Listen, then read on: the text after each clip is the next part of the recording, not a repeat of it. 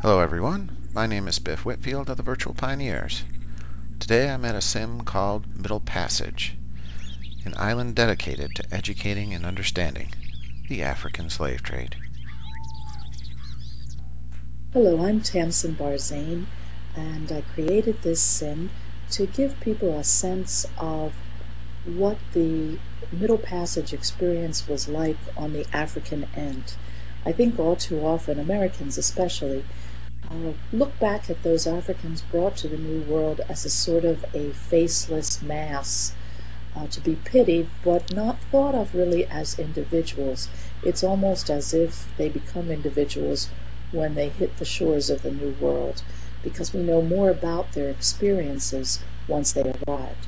But in actual fact, they came from a number of different parts of Africa, not all parts certainly, and over a span of centuries, from completely varied cultures, and of course, like any place, people of backgrounds. Some were wealthy, some were poor, they had various professions, and so I wanted to try and put a face, albeit a composite face or faces, on some of these individuals and help people to try and at least think about what their experience was like.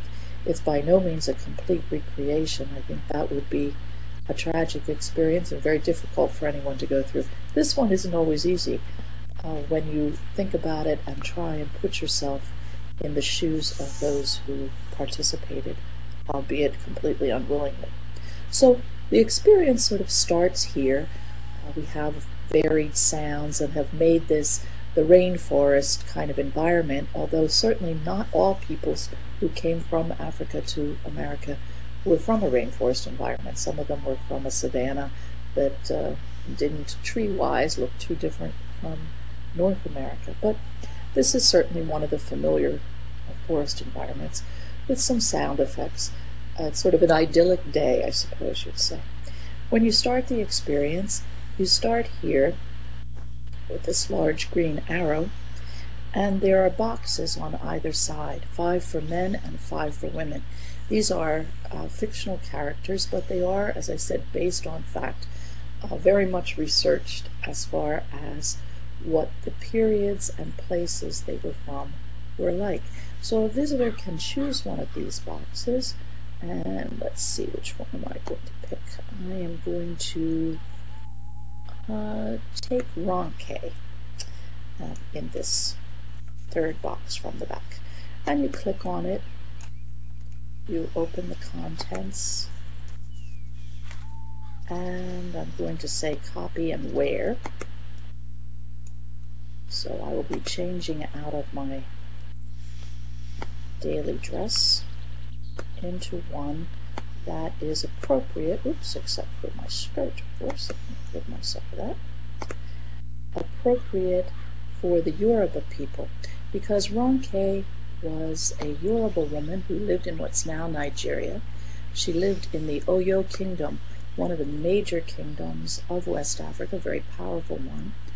And in the package, besides the clothes appropriate to the time, place, and social status of the person, you also get a little note card giving you a sense of their background, where they're from, how old they were when taken, and what their story is. So in Ronke's case, she was 15 when she was taken in 1835, and she tells the story in her own words. My father is the Bashorin of Oyo, serving our Alafin as a general. My dear mother had sent me out of the city to the farm, hoping to set up a marriage for me with our neighbor there. She's a big trader and knows his first wife. But the Fulani swept through the area. They said they were going to take our farms, our villages, our city. They made us march for weeks, down to the most water I've ever seen. We waited at Badagry, all cramped in a little building, for 2 months, and I saw many die.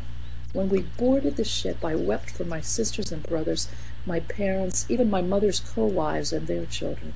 No husband, no child to mourn me, and these beasts who talk through their noses are carrying me off to a faraway place to be eaten. That was a common concept for those who were taken in slavery, that they were being taken overseas for cannibalistic food. And it was understandable because people didn't come back to tell them what the truth of the matter was. Ronke, like most of those brought to the New World, was a war captive, and that was the most typical way of enslaving people.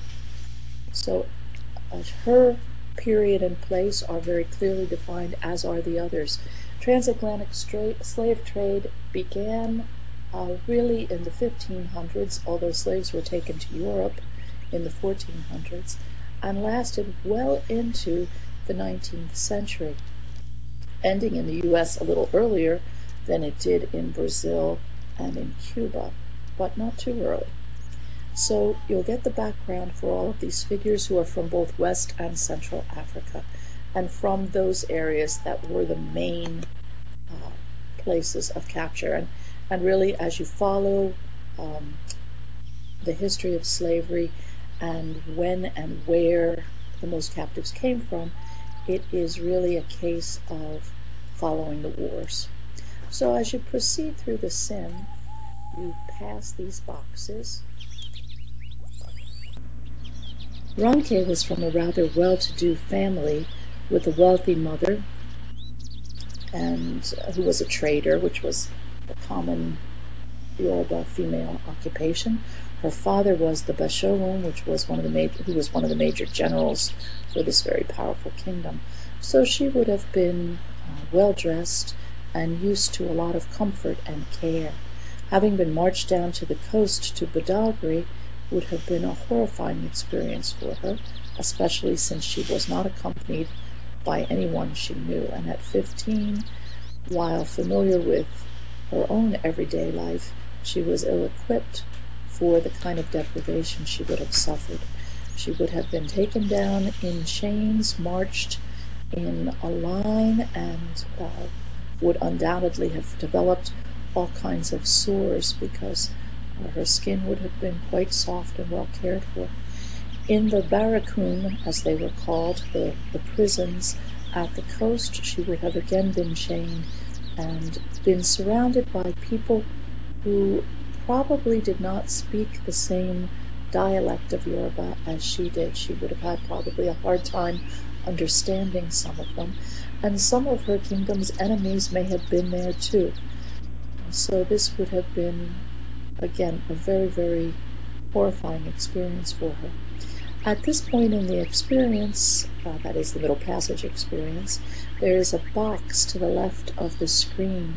This is where one drops their African name, their familiar clothes, down to the loincloth, and if one chooses, wears the manacles that were a part of the slavery experience.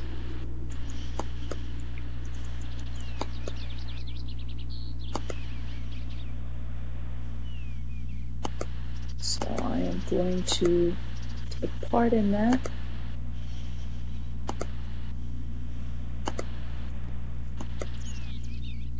It takes a moment or two. This is really a very difficult thing psychologically. The experience is quite different if you're watching it on a film or going through it with friends than it is if you do it alone, because it's much easier to get into the mindset. A lot of people I knew were unable to take part in this aspect of the experience, that is to strip down and put on manacles, because there's something about even the idea of it, even in this very pale and diluted reenactment, it is a difficult thing for people to think about. There's something about our clothing that gives us a bit of armor, and of course that is the reason it was taken away.